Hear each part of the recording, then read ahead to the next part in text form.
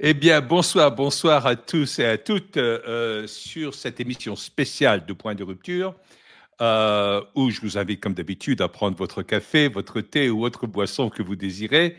Et aujourd'hui, j'ai le plaisir d'avoir un invité exceptionnel qui va pouvoir nous éclairer en ce qui concerne Donald Trump, le président des États-Unis. Alors, il s'agit de Joël. Joël est le créateur de Trump Fact News et qui est une chaîne qui fonctionne surtout sur X, mais pas que sur X. Vous pouvez la trouver la plupart du temps sur X, Twitter. Et il cherche à ce que les gens comprennent davantage qui est Trump, quelle est sa forme de pensée, ce qu'il est en train d'amener au monde, etc., etc. Et donc, ça va à l'encontre de tous les mensonges qu'on peut entendre sur Trump dans les médias habituels. Alors, pourquoi est-ce que je fais appel à quelqu'un comme Joël qui va faire ça? Parce que je crois que c'est toujours important de présenter certaines choses en ce qui concerne certaines personnalités d'une façon favorable, parce que c'est là où on peut rentrer dans le fond du sujet. Si j'étais en train d'interviewer quelqu'un qui représentait Netanyahou, j'aurais tendance à le montrer d'un œil favorable. Pas parce que moi je suis nécessairement d'accord avec Netanyahou, mais c'est que comme ça, qu'on peut aller au fond de la pensée de quelqu'un et qu'il va pouvoir dévoiler ce qu'il pense réellement. Alors, Joël est un Français, il est originaire de la région parisienne, mais ça fait une dizaine d'années qu'il est au Canada et ce qu'il fait avec Trump Fact News est exceptionnel. J'ai eu l'occasion d'être copanéliste avec lui lors de la soirée électorale qui était présentée par Le Guise à l'époque et Baptiste Marchais et quelques autres personnes. Olivier. Et, on fait toujours appel à Joël pour en savoir plus sur Trump.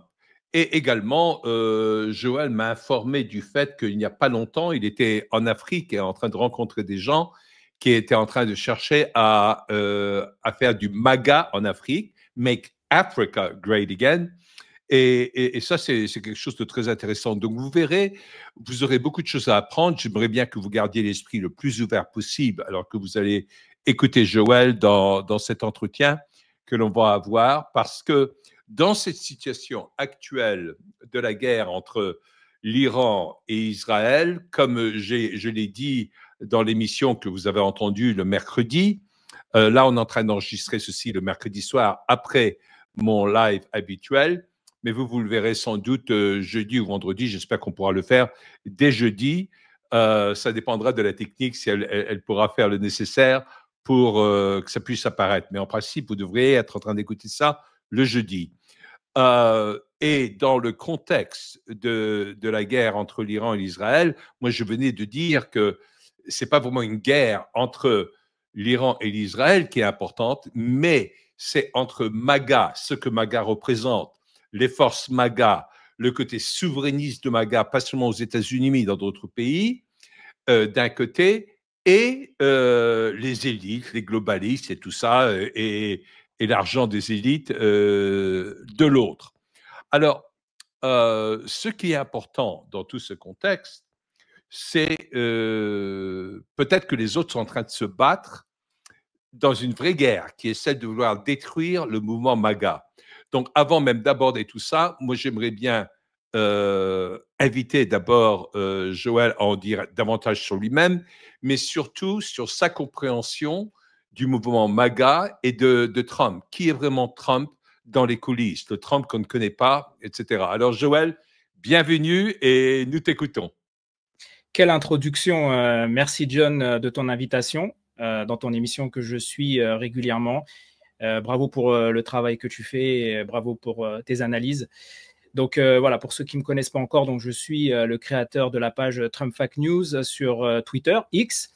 Nous avons actuellement un peu plus de 150 000 abonnés. Nous faisons ça déjà depuis plus de 10 ans. Donc on a commencé à suivre Donald Trump depuis sa première campagne électorale, c'est-à-dire en 2015.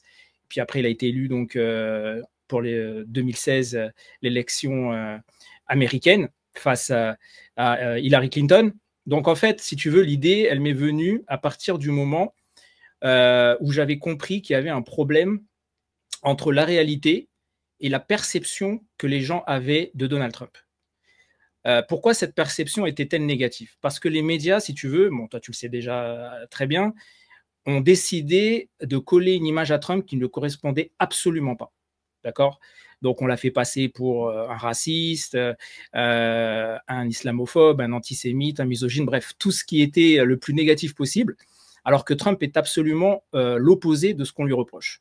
Donc moi, en fait, si tu veux, j'ai eu l'idée de créer cette page pour justement essayer de lutter un peu avec mes petits moyens à l'époque, hein, parce qu'on a commencé à zéro, hein, avec mes petits moyens pour essayer justement de contrebalancer, si tu veux, l'idéologie anti-Trump qui existe déjà aux États-Unis, mais aussi qui était mal perçue dans les pays francophones, comme la France notamment, puisque c'est là d'où je viens. Et ça vient aussi du fait que la plupart des Français ne comprennent pas l'anglais.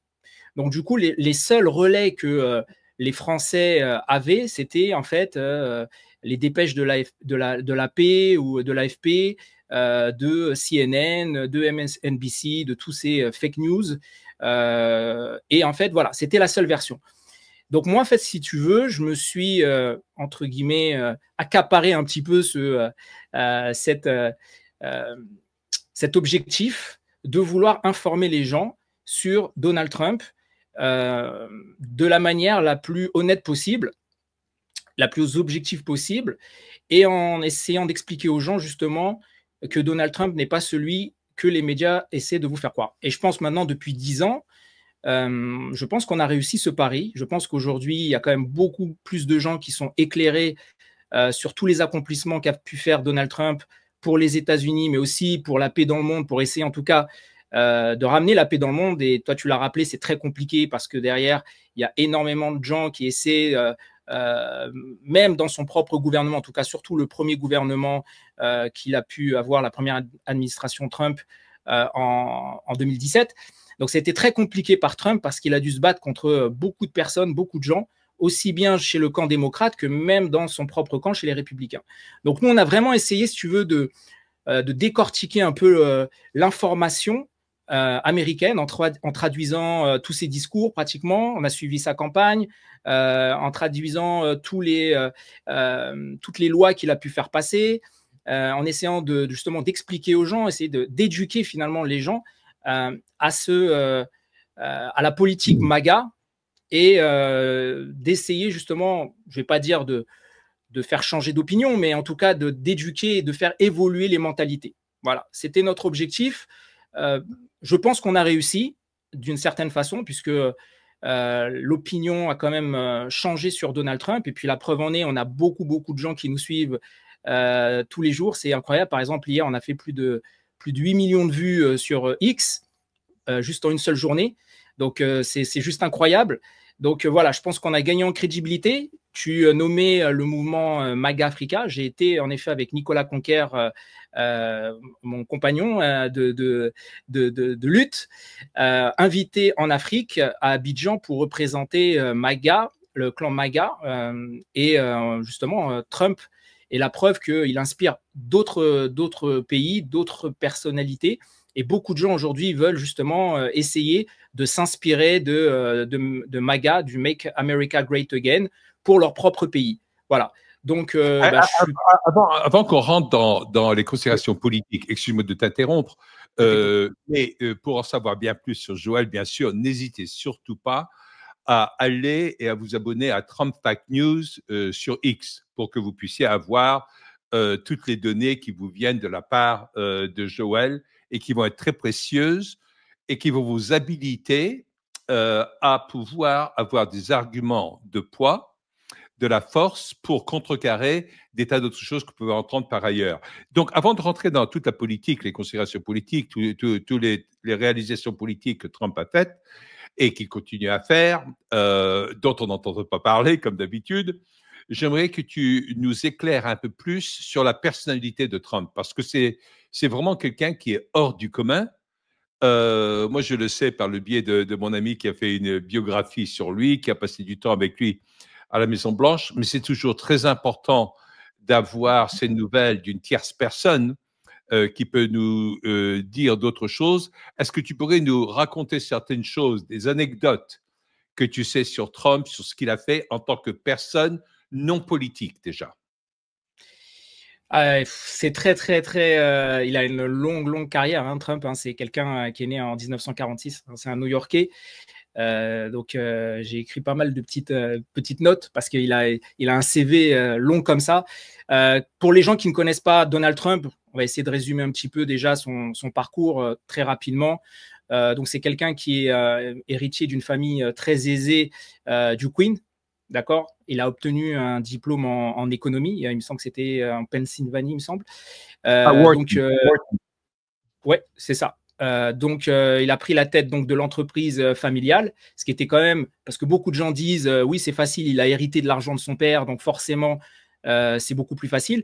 Mais c'est compliqué parce que, d'une certaine manière, parce que tu as quand même beaucoup de pression. Et Trump a réussi surtout à faire mieux que son père, c'est-à-dire à construire un empire. Donc voilà, donc lui, il a décidé de créer the Trump Organization à base d'hôtels, de casinos. C'était vraiment quelqu'un dans l'immobilier. C'était pas quelqu'un de très politique, hein, Donald Trump. Il a toujours été plus ou moins impliqué dans la politique de loin, c'est-à-dire il a donné son opinion. Il a été invité chez Oprah à l'époque où il était ami encore avec Oprah dans les années 80, où il disait déjà beaucoup de choses sur sa vision de l'Amérique. Le MAGA qui était déjà en train dans sa tête déjà de se construire à l'époque. Et puis quand on entend les discours des années 80, c'est pratiquement ce qu'il dit encore aujourd'hui. Hein. Donc je vous invite, et on passe notamment, merci John de rappeler dans Trump Fact News, beaucoup de choses sur Donald Trump que les médias ne diffusent jamais.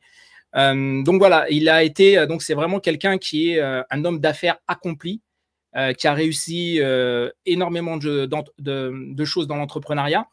Et puis aussi, il a quand même aussi, il faut le dire, c'était quelqu'un qui était invité partout sur les plateaux télé. C'était à l'époque, il était très bien vu par les démocrates. D'ailleurs, c'était l'ami même de Clinton. Il dînait avec beaucoup de démocrates qui se sont d'ailleurs retournés contre lui quand il avait décidé de se présenter en tant que républicain. Donc Trump était vraiment aimé de tout le monde. Même Whoopi Goldberg, qui aujourd'hui passe son temps à cracher sur lui, était mangé sur la même table que Donald Trump. On l'a vu avec des personnes très influentes, notamment Mohamed Ali, qui était aussi très intime avec Trump, Mike Tyson, des personnalités vraiment très très connues de tous les milieux. Michael Jackson, évidemment. Enfin, Donald Trump, c'était vraiment la personne que tu voulais avoir à tous les dîners. Donc en fait, si tu veux, Trump, c'était vraiment à l'époque quelqu'un qui était vu un peu comme le gars avec qui tu as envie de te présenter, avec qui tu as envie de prendre des photos. Tu étais invité à ses soirées, il était invité dans des shows, il a même fait un film avec Macaulay Culkin, Maman, j'ai raté l'avion, il a participé, en tout cas, c'était participation. Aujourd'hui, ce serait impossible de mettre Trump dans un film, hein, avec aujourd'hui comment Hollywood est devenu un milieu complètement woke et gauchiste, c'est impossible. Mais voilà, la personnalité de Trump, c'était un homme d'affaires accompli, qui a construit une fortune gigantesque, qui a construit un empire immobilier et qui était en effet dans les petits milieux. Il a eu même son émission télé The Apprentice, qui était à l'époque les premières émissions de télé-réalité où il recrutait en fait ses futurs partenaires. Voilà, il a participé à plein d'émissions télé et Trump était connu pour être quelqu'un de très généreux. Voilà, ça c'est quelque chose qu'on dit peu. Et surtout, contrairement à toutes les faux stars qui aiment bien se vanter sur les réseaux sociaux, qu'ils ont donné tant, qu'ils ont aidé tant, qui essayent, comme on a vu là, par exemple, certaines personnes qui prennent des barques navigation pour aller essayer de sauver les enfants de Gaza en se filmant tous les jours, en faisant des... Trump, il poste jamais rien, il dit jamais rien, mais il a aidé énormément de gens. On en parlait l'autre fois, John, en privé, de tous les accomplissements que Trump a pu faire, que ça soit pour sa propre communauté, que ça soit pour la communauté afro-américaine, où il a aidé des gens qui étaient en galère. Il les a invités dans ses hôtels. On a pas mal d'anecdotes qu'on a passées sur Trump Fact News où il y a des personnes qui étaient plus capables de payer, puis Trump les a hébergés gratuitement. On a cette anecdote où Trump rencontre quelqu'un qui avait crevé sur la route, qui avait crevé son pneu sur la route. Trump l'a aidé et l'a amené jusqu'à chez lui, puis il a payé le mortgage de sa maison. Il y a des enfants, il y a des parents qui ont écrit à Donald Trump parce que leur enfant souffrait de cancer, ils n'avaient pas les moyens de payer tous les soins qui vont avec, parce qu'aux États-Unis, c'est très, très, très cher, les traitements. Trump a aidé ces enfants-là, et encore une fois de plus, il n'en a jamais fait la publicité. Donc, si tu veux, c'est quand même incroyable qu'on a eu une telle différence entre ce que les médias nous ont présenté de la personnalité de Donald Trump et la réelle personne qu'il est. C'est-à-dire une personne vraiment généreuse, une personne qui n'est pas du tout dans ces histoires de couleurs, de race, de religion. Trump travaille avec tout le monde. Il faut regarder l'entourage de Donald Trump. C'est juste, voilà, c'est à l'image de qui il est. Donc, il n'est pas du tout dans ce côté un peu supposé white suprémaciste qu'on a voulu lui faire passer, où il était supposé être le représentant des white suprémacistes. C'est vraiment aucun rapport avec Donald Trump. Donc voilà, tout ça, c'est des anecdotes qu'on passe régulièrement sur Trump Fake News, qu'on a passées pour essayer un petit peu d'éclairer les gens sur la facette de Donald Trump que les médias ne montrent jamais ou n'essaieront jamais évidemment de développer parce que ça ne les intéresse pas. Voilà, on prend les petites phrases, on prend les tweets, et puis voilà, c'est comme ça que de toute façon fonctionne aujourd'hui le monde médiatique, à base de buzz, à base de petites phrases, on sort tout du contexte et puis on essaye de faire passer la personne pour un monstre. Et c'est ce qu'ils ont fait avec Trump. Ils ont clairement essayé de faire passer Donald Trump pour Hitler, pour un nazi, pour un abruti, pour quelqu'un de misogyne, pour un violeur. J'ai entendu aussi. Donc voilà, mais toutes ces attaques sont complètement injustifiées. Et c'est pour ça que d'ailleurs, je continue à défendre Donald Trump parce que je crois intrinsèquement que Trump est vraiment une bonne personne. Ah ben, très bien, ben, merci beaucoup. On pourrait également parler, bon, il y a plein d'anecdotes. De nouveau, je vous invite tous à regarder Trump Fake News, à aller les chercher, vous allez être étonnés. C'est presque comme si on lisait un livre de bonnes choses qui se font, mais d'une façon extrêmement chrétienne, j'allais dire, mais dans le vrai sens du terme, où la main gauche ne sait pas ce que la main droite fait de bon. Et donc, ça vient vraiment du cœur. Il ne mettait jamais ce genre de choses en avant. Et moi-même, j'étais épaté de tout ce qu'il a pu faire. En termes politiques, déjà dans son premier mandat, il a été à la base d'une réduction d'impôts qui était la plus grande de l'histoire de l'Amérique. Trump voudrait, à la limite, éliminer les impôts sur les revenus. C'est un véritable populiste. Ce n'est pas du tout quelqu'un qui représente les nantis. Au contraire, les seuls ennemis qu'il a, ce sont les hypocrites dans les classes globalistes et tout cela. Mais aujourd'hui, Trump est devant une situation qui est extrêmement difficile. De nouveau, depuis le début de son deuxième mandat, il a accompli énormément de choses. Je ne sais pas si on va pouvoir s'attarder sur tout ceci, mais là, il est dans une situation complexe, difficile, où il y a même des craquements dans son propre mouvement MAGA, parce qu'il y a des gens qui disent qu'il a été élu sur le fait de ne pas démarrer de nouvelles guerres, de ne pas amener l'Amérique dans de nouvelles guerres.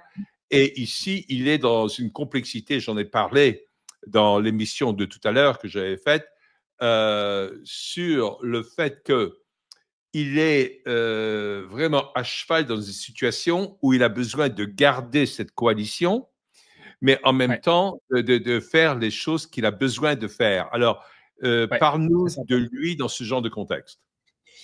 Merci John, c'est très important ce que tu es en train de dire. C'est vrai qu'il y a beaucoup de choses qui circulent sur Internet, il y a beaucoup de rumeurs, il y a beaucoup de personnes aussi, hein, il faut le dire, qui se prétendent MAGA et qui essaient de diviser un petit peu le mouvement. Le mouvement aussi America First, puisque c'est ce que Trump a toujours affirmé. Alors, je vais essayer un petit peu de décrypter tout ça et je pense que c'est très intéressant. Premièrement, ce qu'il faut comprendre, c'est que la majorité des électeurs de Donald Trump ont approuvé le programme de Donald Trump. Ça, c'est la première chose. Les gens aujourd'hui qui parlent au nom de Donald Trump, qui ne sont pas dans son gouvernement, je tiens à le rappeler, personne aujourd'hui s'est levé dans le gouvernement Trump pour dire « je ne suis pas d'accord avec ce que tu fais ». Ce sont des personnes, ce qu'on appelle des influenceurs. On peut les citer, hein, Tucker Carlson en fait partie, Candace Owens en fait partie, ce sont des gens qui ont quand même énormément d'écoute et qui, en effet, commencent un petit peu à se lever contre les décisions qu'a pu prendre Donald Trump ces dernières semaines. Alors, encore une fois de plus, si vous suivez Trump Fake News, nous avons mis en perspective toutes les déclarations qu'a pu tenir Trump depuis les 15 dernières années, donc depuis 2011. Donc, ce n'est pas depuis 2 semaines ou 3 semaines, c'est depuis 2011. Donald Trump a été constant, très constant sur l'Iran. Il n'a jamais changé de position sur l'Iran. C'est-à-dire avant qu'il devienne président, même de son premier mandat, on va en reparler après, Trump a toujours déclaré qu'il ne voulait pas que l'Iran obtienne l'arme nucléaire. C'est une constante chez Donald Trump. Donc ça répond un petit peu à ceux qui expliquent que Trump a changé d'avis, qu'il a été influencé par tel ou tel lobby ou je ne sais pas quoi. Donc ça, c'était 2011. Vous pouvez voir les vidéos, il y a 15 minutes de vidéo, hein, c'est quand même énorme, où depuis 2011, il répète, il souhaite le meilleur à l'Iran, il veut que l'Iran évolue, faire des affaires avec l'Iran, donc il n'a rien contre le pays en lui-même, il a un problème avec les mollahs. À savoir qu'il ne veut pas que les mollahs obtiennent cette arme nucléaire. En 2015, Barack Obama avait signé un traité qui a été dont l'objectif, avec d'ailleurs d'autres pays comme le Royaume-Uni, il y avait la France aussi, la Russie, la Chine et une partie de l'Allemagne et une partie aussi de l'Union européenne. Donc l'objectif, c'était d'empêcher l'Iran d'acquérir l'arme nucléaire. Comment cela se traduisait? Ça se traduisait par des contrôles réguliers en allant sur les sites iraniens et comme ça, l'objectif, c'était que l'enrichissement iranien ne dépasse pas le seuil militaire de 3,60%, quelque chose comme ça. Ainsi, réduire aussi le nombre de centrifugeuses qui devaient passer à 6 000 au mieux de 20 000. Donc tout ça, ça a été signé par Obama. Une fois que Trump est passé au pouvoir, il a décidé d'arrêter ce deal en disant que ce deal a été l'un des pires deals pour les États-Unis. On dirait que le deal d'Obama est un très mauvais deal. Pourquoi il estime que ce deal n'était pas bon? Parce qu'en fait, tout simplement, il n'avait pas la possibilité d'avoir un contrôle absolu sur ce que pouvait faire l'Iran, tous les programmes balistiques iraniens, tous les endroits où les spécialistes pouvaient intervenir. Trump n'avait pas de contrôle sur ça. Donc Trump voulait avoir un contrôle absolu sur tout ce que produisait l'Iran. Alors on ne va pas rentrer dans tout le côté technique, mais en gros, il y a le nucléaire civil, donc que tu peux utiliser pour pouvoir continuer de faire marcher ton pays, puisque le nucléaire est utilisé dans beaucoup de choses, et le nucléaire militaire. En ce qui concerne le nucléaire militaire, ce qu'on sait aujourd'hui par rapport à 2019, aujourd'hui, le stock d'uranium enrichi est évalué à peu près à plus de 9000 kilos, soit 45 fois la limite du GCPOA, qui était donc le groupe qui avait décidé de contrôler justement l'enrichissement d'uranium. Donc, il est 45 fois supérieur. L'uranium enrichi à 60%, il est entre à peu près, il a un seuil militaire proche de 90%.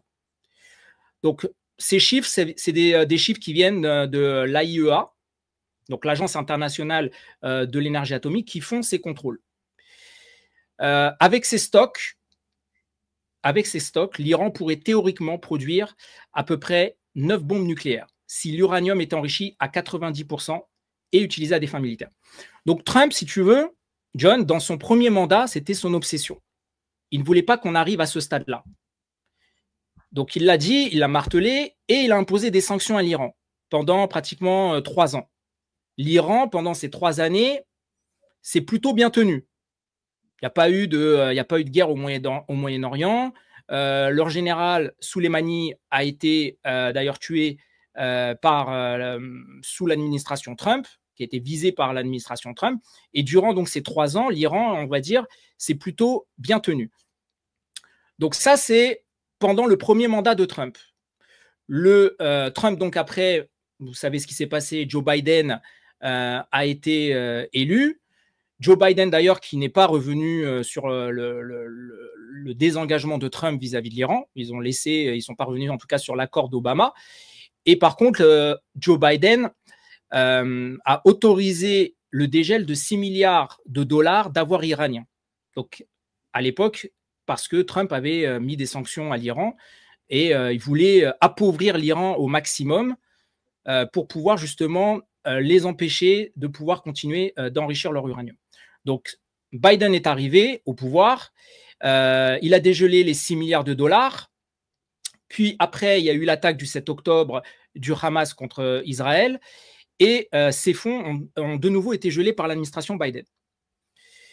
Pendant son mandat, en tout cas pendant sa campagne pour 2024, Trump, pareil, a une nouvelle fois parlé de son objectif que l'Iran ne doit pas obtenir l'arme nucléaire. C'était, encore une fois de plus, dans tous les discours de Donald Trump. Donc, si tu veux, John, je suis un peu surpris que des personnalités connues comme Tucker Carlson ou Candace ou d'autres, Dave Smith par exemple, soient surpris que Donald Trump, aujourd'hui, réagisse par rapport à ses décisions sur l'intervention israélienne, notamment le fait d'attaquer l'Iran. Pourquoi ça reste MAGA? Pourquoi ça reste Make America Great Again, l'affaire avec l'Iran? Parce que vous pourrez dire, oui, mais en quoi les États-Unis ont un rapport avec l'Iran, en fait? De quoi ils se mêlent? Pourquoi Donald Trump soutient-il Benjamin Netanyahou? D'ailleurs, aujourd'hui, il y a eu une conférence de presse à la Maison-Blanche et Trump a clairement dit qu'il soutenait Netanyahou, en tout cas l'opération militaire préventive de Netanyahou. Il l'a dit. Pourquoi, selon vous, c'est MAGA ou c'est Make America Great Again ou MAGA First d'intervenir en Iran? Parce que l'Iran n'est pas seulement un ennemi d'Israël. L'Iran est un ennemi de l'Occident. L'Iran est un ennemi aussi de l'islam sunnite. J'ai posté une vidéo encore sur Trump Fake News avec l'héritier, le prince héritier Mohamed Ben Salem, qui disait que qui comparait le régime des Mollahs à celui d'Hitler, en disant que si demain les Mollahs obtiennent la bombe nucléaire, ça risque d'être la Troisième Guerre mondiale et ça risque d'être catastrophique pour le Moyen-Orient. Donc, si vous voulez, quand les Mollahs, ou même le gouvernement, je ne parle même pas des Mollahs, je ne parle même pas des gardiens de la révolution, le gouvernement iranien chante en chœur « mort aux États-Unis », Donald Trump prend ça très au sérieux. Je tiens encore à dire qu'il y a eu 2 tentatives d'assassinat de la part de l'Iran sur Donald Trump. Ça a été dit encore cette nuit, pendant, je ne sais pas si vous avez regardé l'interview entre Ted Cruz et Tucker Carlson, il y a eu 2 tentatives d'assassinat sur Trump. Trump l'a dit d'ailleurs, hein, il l'a dit s'il avait été interviewé sur ça à la Maison-Blanche, au bureau ovale, il a dit oui, l'Iran ont tenté de m'assassiner et si jamais ils m'assassinent, ça sera la fin pour eux. Ça, c'est Trump qui l'a dit. Donc, ce n'est pas juste un ennemi d'Israël, ce n'est pas juste un problème entre l'Iran et Israël, c'est un problème avec le monde occidental. Parce qu'au fait, c'est une guerre de civilisation.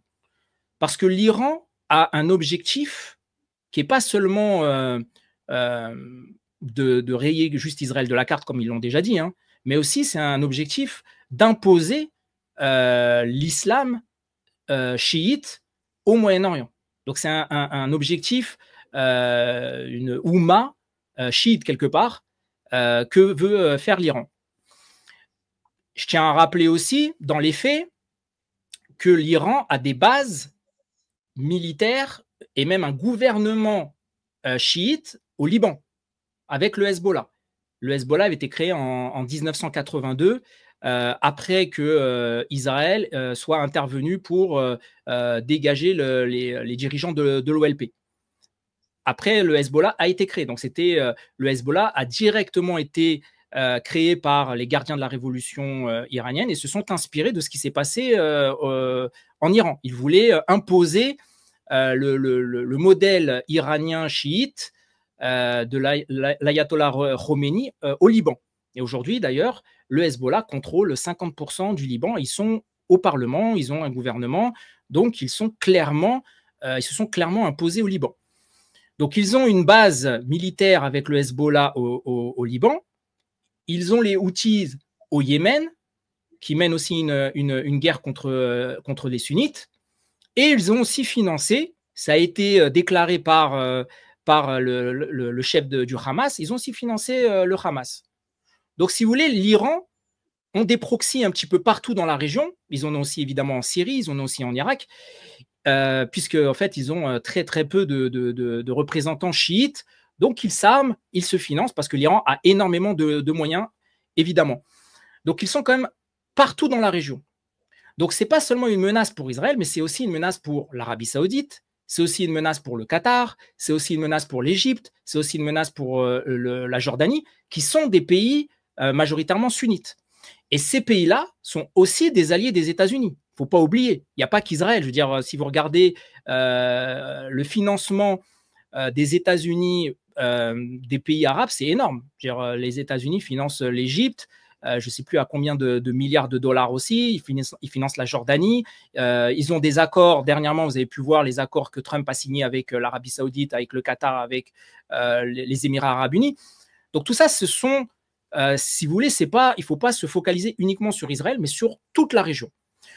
Donc, mort aux États-Unis, ils le répètent constamment, mort à Israël, et ils ont clairement un objectif, parce que les Iraniens, enfin en tout cas les mollahs, ne font pas de double discours comme les Qataris, les frères musulmans par exemple du Qatar, où ils sont capables en face de vous de parler de manière courtoise et de manière diplomatique, mais par derrière, le Qatar, on le sait, finance aussi pareil le terrorisme. Mais les gardiens de la révolution ou les mollahs iraniens, eux, disent les choses comme ils les pensent. Donc si vous voulez, aujourd'hui, on en arrive à un stade où on sait que l'Iran a dépassé son seuil de production d'uranium qui pourrait leur permettre d'avoir l'arme nucléaire. Et vu que leur passif montre quand même qu'ils ont une certaine rancœur, voire haine d'Israël et des États-Unis, puisque je tiens à rappeler quand même qu'ils ont aussi commis beaucoup d'attentats en Argentine, notamment en France, au nom du Hezbollah. Ils avaient pris aussi, c'était l'ambassade américaine, hein, il me semble, en 80, pendant la Révolution, hein, John, c'est ça? C'était l'ambassade ou le consulat américain? 79. 79, c'était ambassade ou consulat? Je ne sais plus. Je crois que c'était le consulat. La prise d'otage. Oui.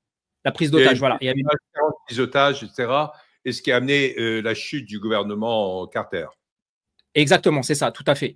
Donc ça, c'est pas comme si vous voulez, l'Iran n'a pas de passif, puisqu'ils ont quand même un passif avec Israël qui dure maintenant depuis des années au travers de ses proxys, que ce soit les Houthis au Yémen, que ce soit le Hezbollah au Liban ou que ce soit le Hamas.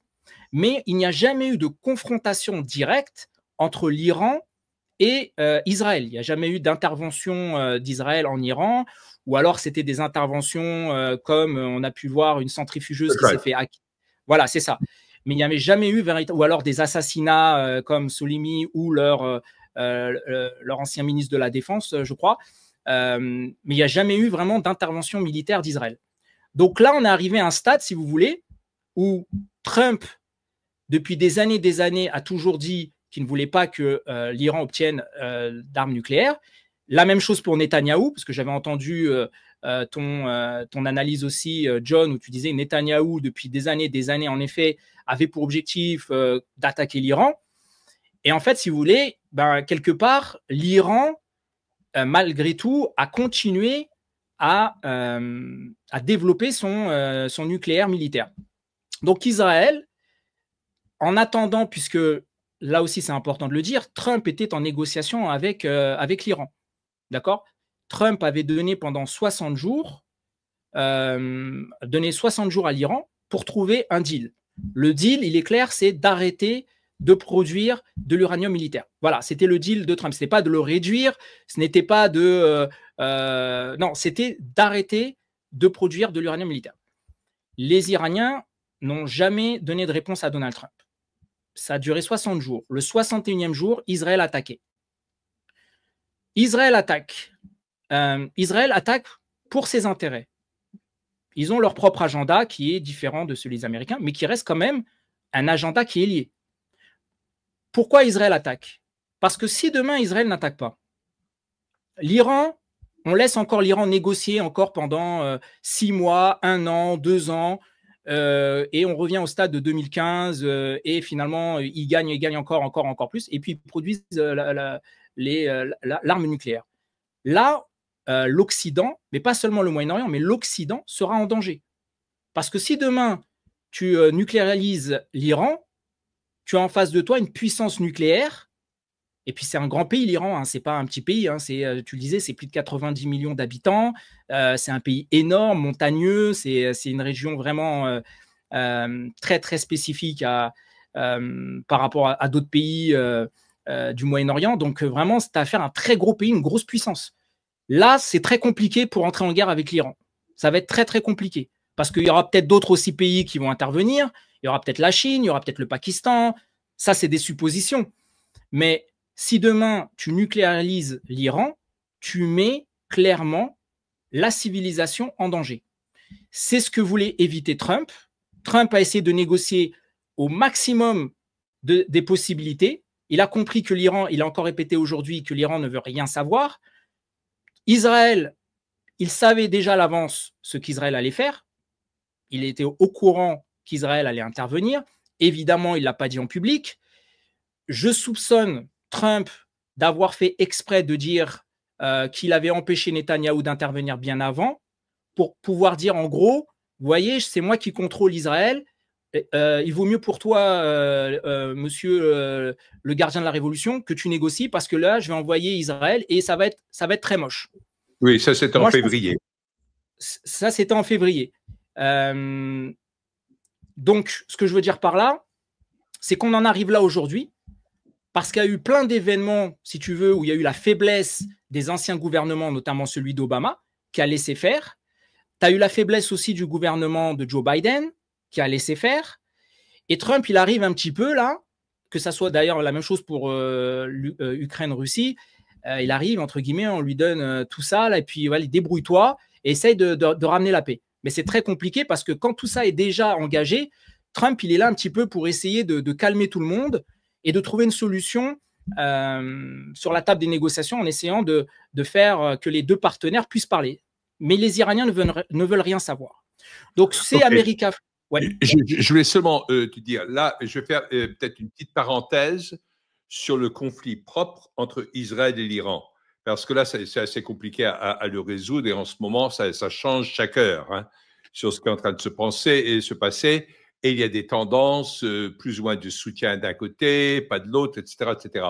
Là où j'aimerais qu'on se concentre un peu plus, si tu permets, et je ne veux pas te faire taire sur le reste, hein, si tu as besoin de le ramener, vas-y, hein, c'est pas un souci sur ce plan-là, mais je voudrais surtout parler des fissures que ça amène dans le mouvement MAGA. Est-ce que ça ne sert pas l'État profond, les globalistes et tout ça, etc. Personnellement, moi je suis très pro-trumpien, je crois connaître pas mal Trump dans le fin fond de qui il est, de l'esprit juste qu'il a, etc., etc., même si beaucoup d'autres personnes cherchent à le voir à travers la presse classique, mais ça, c'est des fake news. Sur ce plan-là, moi, je crois que Trump représente un salut possible à l'Occident, sinon l'Occident est dans la merde. Je le pense foncièrement. Mais je crois également au mouvement MAGA, et je pense qu'il est bon parfois, parce que c'est la façon dont le mouvement MAGA est créé, qu'il y ait des dissidents au sein du mouvement MAGA, même s'ils peuvent paraître assez violents, véhéments, etc., pour que l'Amérique ne mette pas des boots on the ground, pour qu'ils ne mettent pas des fantassins à terre dans le Moyen-Orient, parce que l'Amérique en a marre de décennies et décennies et décennies de guerres qui ont coûté la peau des fesses, qui coûtent à l'Amérique et qui n'ont amené rien de bon. Donc, il y a énormément de gens en Amérique. Je ne parle pas des gauchistes qui l'utilisent comme une arme, quelque part, mais je parle des gens de droite, hein, que ce soit Candace Owens, Tucker Carlson, Jack Posobiec, plein de gens de ce côté-là, et qui, eux, considèrent que, bon, très bien, Israël, l'Iran, mais ce n'est pas notre guerre. Nous, on n'a pas besoin de se mêler de tout ça. Donc, ce n'est pas seulement le fait de ne pas se payer de la guerre, mais c'est ce que je trouve de bien plus dangereux pour le monde d'une façon générale, c'est les fissures qu'il peut y avoir dans le mouvement MAGA. Et pour moi, le mouvement MAGA est un mouvement souverainiste pour tous les pays à travers le monde. Tu parlais de ce à quoi tu as participé en Afrique, en Côte d'Ivoire. Et c'est un exemple qui donne espoir à tous les souverainistes. Et moi, c'est ça qui m'inquiète, que ça serait une victoire des globalistes que d'obtenir des fissures ou une scission au sein du mouvement MAGA. Je comprends très bien ton inquiétude. Et d'ailleurs, je pense que tu as raison.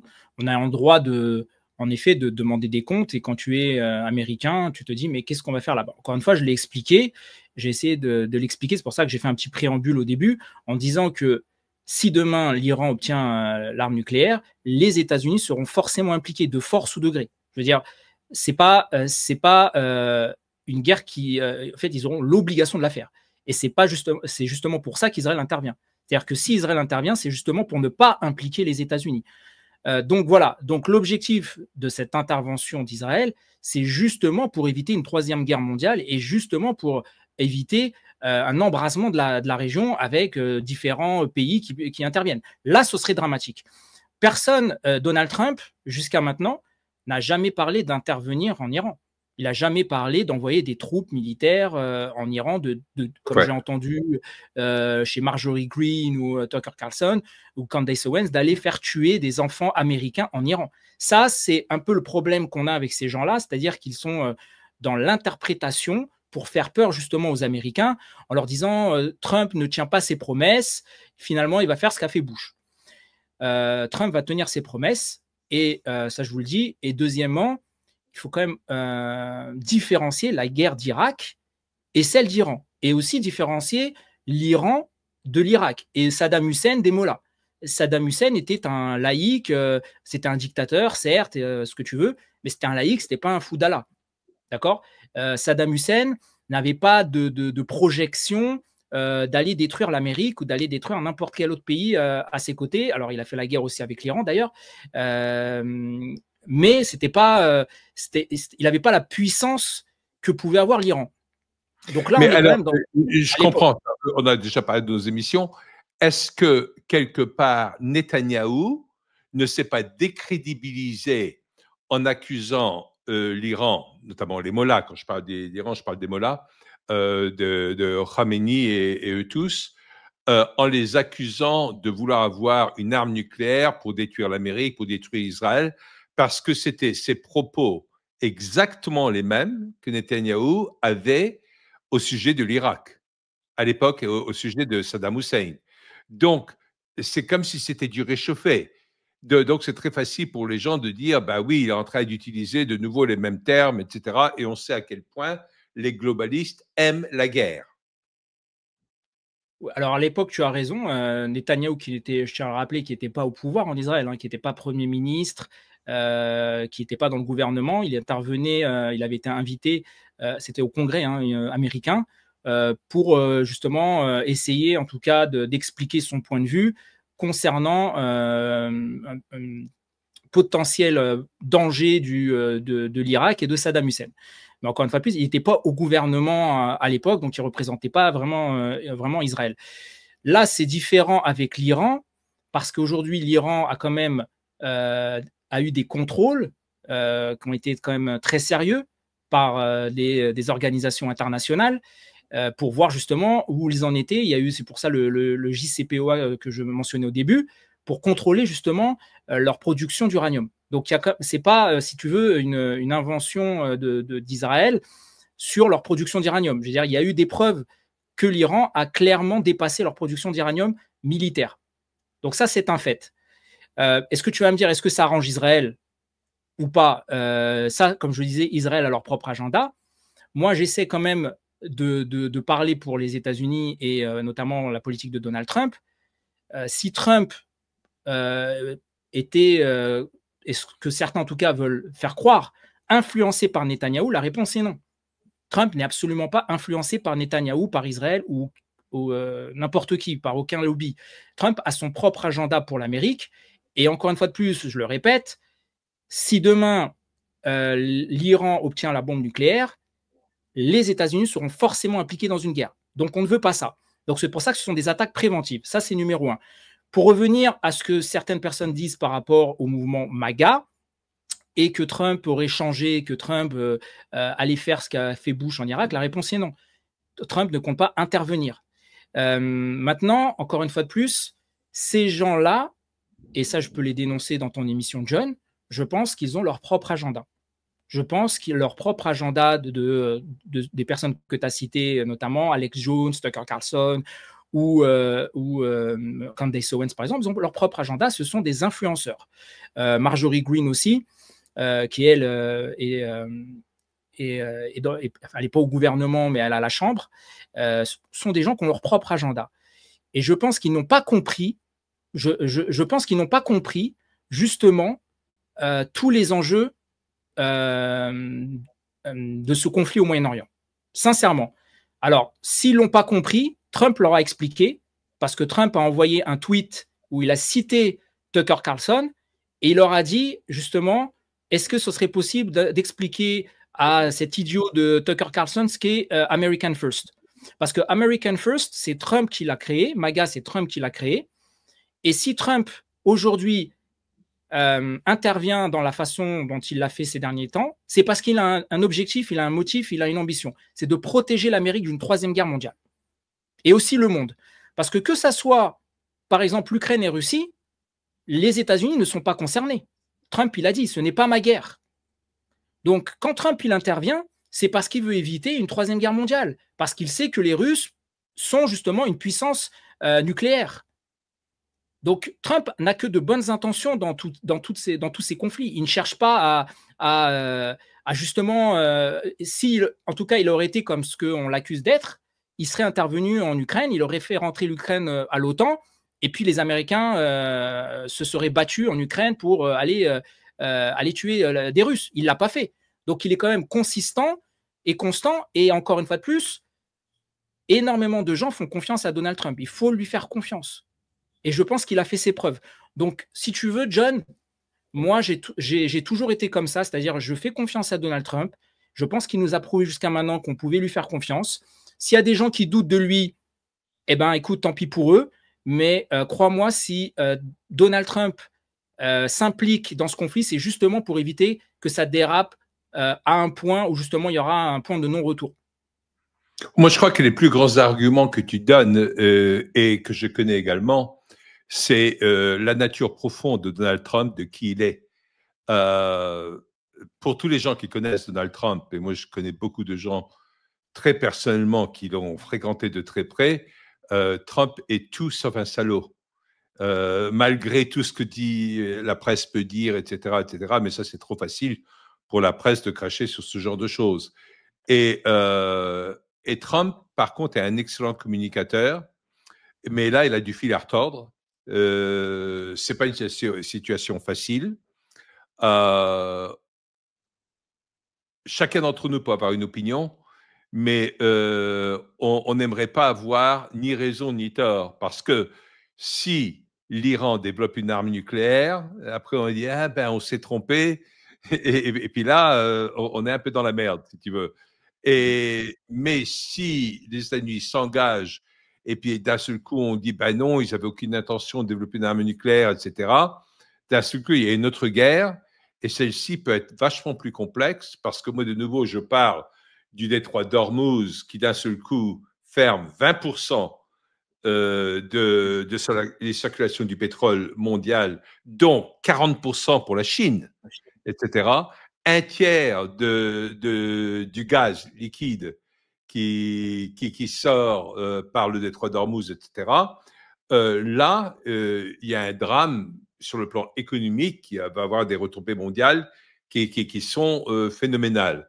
Je pense que, contrairement à ce que nous faisons, la plupart d'entre nous, où on peut avoir des avis dans un sens ou dans l'autre, ça serait bien que ça se passe de cette façon-là, cette façon-là, connaissant Trump qui joue à du 3D chess ou du 4D chess ou tout ce qu'on peut dire, et il sait penser d'une façon très complexe.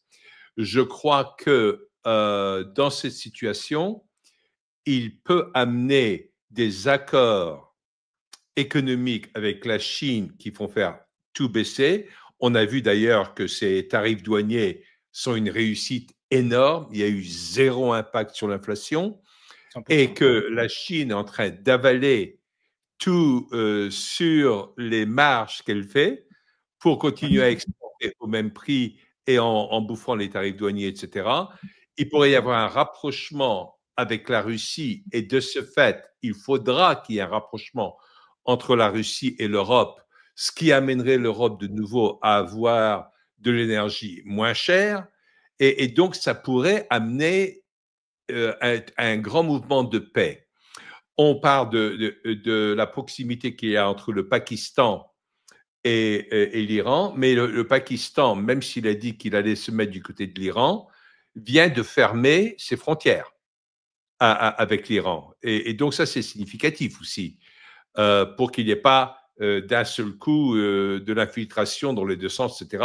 Je crois que le Pakistan est parfaitement conscient des erreurs qu'ils ont fait déjà avec l'Afghanistan, où c'est le Pakistan qui a envoyé des tas d'étudiants en Afghanistan au début pour enseigner certaines choses, hein, en ourdou et surtout en pashti.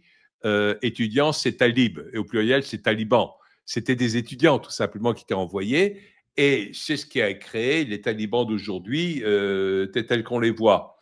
Je crois que tu as très bien fait d'amener, et ça je crois que ça nous éclaire tous sur les différences entre chiites et sunnites, parce qu'il faut comprendre qu'au Moyen-Orient, ça c'est un aspect extrêmement important, où les uns sont très légalistes, et donc il y a une descendance légale, et de l'autre côté, c'est une descendance par l'esprit de Mohammed, etc. Donc, ce sont des orientations très différentes. Est-ce que toi, je ne veux pas te mettre sur la sellette parce que c'est indécent, parce que si tu me posais la même question, moi je dirais, je répondrais que j'en sais rien. Mais est-ce que toi, tu peux nous dire quelque chose sur comment tu vois les jours ou les semaines qui suivent dans le conflit irano-israélien? Alors, moi, je suis ça de très très près, évidemment. On pose pratiquement toutes les heures, donc tout ce qui se passe. Écoute, pour le moment, ce que dit en tout cas Donald Trump, moi je vais me référer en tout cas aux sources américaines et aussi à ce que j'entends de l'autre côté, aussi en Israël ou en Iran. Il y a eu énormément que ça soit des bases militaires iraniennes, stratégiques, des chefs de la révolution, des militaires, des scientifiques qui ont été détruits en Iran. Beaucoup d'endroits très, très stratégiques. On sait aujourd'hui qu'il reste encore certains endroits stratégiques qui doivent être encore détruits. Et apparemment, Israël n'aurait pas la capacité de les détruire parce que ça se trouve dans des bunkers, ils ont des centres qui sont hyper protégés. Il faudrait les bombes qui pénètrent, les MAPS. Les MAPS, exact, oui, c'est ça. Et en fait, apparemment, Israël n'aurait pas l'armement nécessaire pour pouvoir les détruire. Et c'est apparemment l'armement, il faut envoyer les MAPS, et les MAPS, c'est des bombes qui pénètrent dans le béton, et c'est des bombes très spécifiques qui sont très visées et très puissantes. Là, ils disent qu'il en faudrait 6 pour chaque endroit. Apparemment, il n'y en a que 20 des MAPS. Donc, si on touche 3 endroits, on n'a plus de MAPS. Et le problème, c'est que les Israéliens, même si les MAPS sont fournis par l'Amérique aux Israéliens, ils ne pourraient pas les lancer parce qu'il faut les B2. C'est seulement à partir des B2, des bombardiers B2, qu'on peut les lancer. Ouais. C'est là où peut-être justement les États-Unis pourraient intervenir. En tout cas, c'est ce qui se dit. En tout cas, Donald Trump l'a laissé supposer plusieurs fois en attendant de voir ce qui se passe. Et je pense qu'on ne va pas avoir une guerre comme celle de Gaza, qui est une guerre qui dure indéfiniment, déjà qui est passée à plus de 2 ans avec des milliers de morts. Je pense que là, ça va être une guerre beaucoup plus rapide. Et je pense que Donald Trump, qui a encore laissé la porte ouverte à l'Iran, pour revenir exactement sur la table des négociations, et quand on dit encore une fois de plus la table des négociations, c'est Trump, il l'a dit clairement, je ne veux pas que l'Iran ait l'arme nucléaire. Donc voilà, je pense où nous en sommes aujourd'hui. Israël va continuer à détruire tous les endroits stratégiques de l'Iran jusqu'à un certain stade où peut-être que les États-Unis devront intervenir, car il y a certains endroits où Israël ne peut pas faire le travail, jusqu'à ce que l'Iran, enfin, entre guillemets, puisse finalement retrouver une bonne volonté de négociation et arrêter tout ça. Ce que je crois, hein, en dehors de ça, parce que là, sinon la guerre, ça peut continuer, je crois que l'Iran a encore beaucoup de capacités de guerre. Ils ont bien plus de missiles qu'on ne croit, etc., etc. Même si des endroits ont été touchés, ils ne peuvent plus les envoyer, mais quand on voit les dégâts que ça fait en Israël, ça continue sur ce plan-là, c'est sûr. Moi, ce à quoi je m'oppose, c'est qu'il y ait un changement de régime précipité, soit par Israël, soit par les États-Unis. Les vrais changements de régime ne doivent se faire que de l'intérieur. Ça ne peut pas, et il ne faut pas que ça se fasse en couleur orange, comme avec l'Ukraine, comme ça s'est fait en Ukraine en 2014, comme ça s'est fait en Libye, comme ça s'est fait à l'époque de Moubarak en Égypte et tout cela. Il faut qu'il y ait, et je crois qu'il y a assez d'opposition en Iran de l'intérieur, mais ce n'est pas nécessairement un retour au Shah ni quoi que ce soit, mais on verrait comment ça se présenterait. Ce n'est pas à nous d'anticiper, c'est au peuple iranien de faire les choses par eux-mêmes. Oui, je suis d'accord avec toi sur cette question et j'ai beaucoup d'amis iraniens et c'est vrai qu'ils sont énormément inquiets justement de la suite en fait de qu'est-ce qu'ils vont obtenir, parce que c'est vrai que les mollahs forcément c'est pas l'idéal, mais est-ce que ils peuvent avoir pire? Sûrement. On l'a vu avec l'Irak, on l'a vu avec la Syrie, on l'a vu avec La Libye. La Libye notamment. On sait qu'il y a un mouvement, notamment en diaspora, qui soutiennent énormément Reza Pahlavi, qui a quand même ses fans. Alors, on peut pas véritablement savoir. Il a une envergure et tout ça, etc. Mais on est quand même en train de parler depuis 78. Reza Pahlavi n'a pas mis les pieds en Iran, que c'est, il est etc. exilé, il est exilé en effet. Pas comme son père, qui était Reza Pahlavi également, le Shah d'Iran, le Shahinshah, qui bénéficiait, y compris en France, où il y avait sa femme, la Shabanou, qui était en couverture de Paris Match, etc., où tout le monde l'adorait. C'était la Grace Kelly de l'Iran. Hein. C'était, on admirait, c'était l'exemple parfait de la reine et tout ça, etc.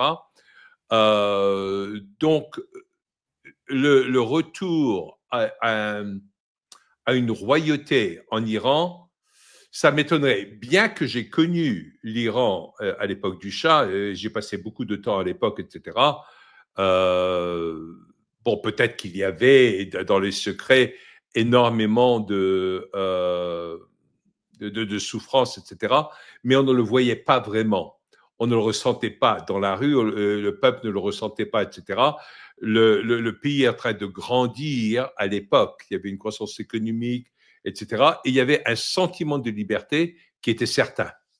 Tout à fait, exactement. Et je pense que c'est ce que veulent en tout cas la majorité du peuple iranien retrouver. Encore une fois de plus, moi, je parle avec des Iraniens parce que on n'a pas, nous, on n'est pas né en Iran, on n'est pas iranien, donc on ne peut pas vraiment savoir ce que les Iraniens veulent.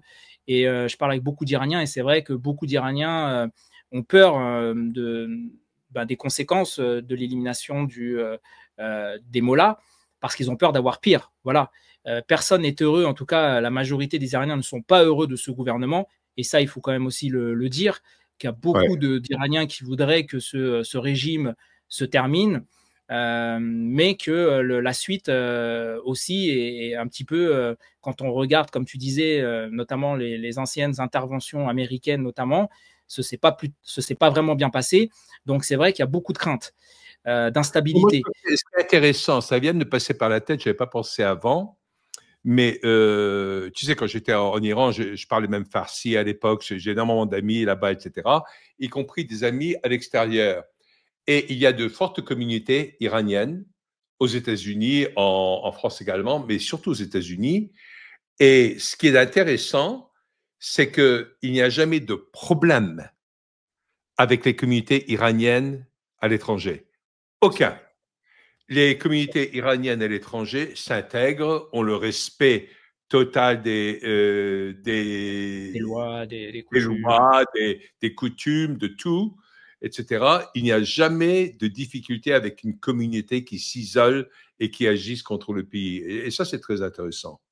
Ah, c'est vrai, je suis d'accord avec toi. C'est vraiment une communauté formidable pour connaître beaucoup d'Iraniens. En tout cas, j'ai que des avis positifs de mon côté. Et Ouais. c'est vrai que c'est vraiment des gens amicaux, très. Voilà. Puis je pense que c'est pour ça que c'est triste de voir l'Iran être tombé dans ce régime islamiste, parce que les Iraniens sont un peuple millénaire, avec une histoire incroyable. Et ce sont des gens très intelligents, ce sont des gens très Et, éduqués. et qui a abrité les islamistes et les a préparés pour leur retour en Iran? Je veux dire, la France. Ben oui, c'était l'ayatollah Khomeini, Ouais, il a fait sa révolution. Ouais, qui il a fait sa l'autre révolution depuis. qui n'était pas très loin de chez toi quand toi tu habitais la France, C'est mais toi ça. tu n'étais pas encore né. Hein. C'était Rambouillet. Il était à Rambouillet, il me semble, je crois. Neuf-le-Château, ça s'appelait exactement, qui était pas loin de Rambouillet, oui, C'est ça. exactement. Ouais, c'est ça. Oui, bah, malheureusement, voilà, c'était un mauvais choix, encore une fois de plus. Hein, la France n'a pas fait que des bons choix. Mais voilà, c'est vraiment triste de voir ça. Et je pense qu'on a tous un peu une nostalgie de cet Iran qui était un petit peu, à l'époque, tu sais, cet Iran C'était moderne. le joyau, hein, il y faisait vraiment bon vivre. Moi, chaque fois que j'y étais, c'était le pied.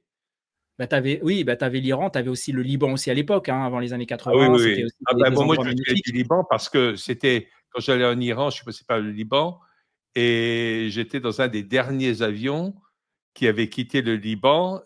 Après qu'il ferme, j'étais sur un avion Air France. Juste après que je suis parti dans cet avion-là, c'était en début juin 1975. Ils ont fermé l'aéroport à Beyrouth. Quoi. C'était Ouais, le ouais. drame après. Alors qu'avant, c'était, comme on disait, Beyrouth, c'était le Las Vegas du C'est ça, Moyen-Orient. Quoi. c'est ça, exactement. Enfin, en tout OK. cas, on espère Et que voilà, qu'on ait des jours meilleurs et que c'est sûr, l'avenir c'est sûr. s'éclaircit. Ouais, Il nous reste à mettre toutes nos prières du bon côté et pour que tout ceci se résolve avec le moins de souffrance humaine possible. exactement, Joël, exactement. j'ai vraiment apprécié ta présence sur cette émission spéciale de Point de rupture et il faudra qu'on remette ça parce que je crois qu'il y Avec aura beaucoup plaisir. de choses à dire. Si ça ne te dérange pas, de temps en temps, on fera appel à toi pour que tu amènes tes lumières sur des aspects très spécifiques de ce qui se passe en Amérique. Avec plaisir, John. Et en tout cas, merci de ton invitation. C'est vraiment un honneur, un plaisir de discuter avec toi. Et puis, merci en tout cas à tes téléspectateurs aussi de nous suivre. Et j'espère qu'ils vont apprécier cette première émission qu'on a pu faire ensemble. Absolument. Et souvenez-vous, vous voulez en savoir plus sur ce que fait Joël, et je crois que c'est nécessaire de découvrir beaucoup de choses de ce côté-là. Allez sur Trump Fact News, surtout sur X, et vous verrez tout ce qu'il fait là-dessus. Il amène des informations que vous aurez nulle part ailleurs. Alors, merci encore Joël, et Merci à beaucoup. très bientôt. Merci beaucoup, John. Bye.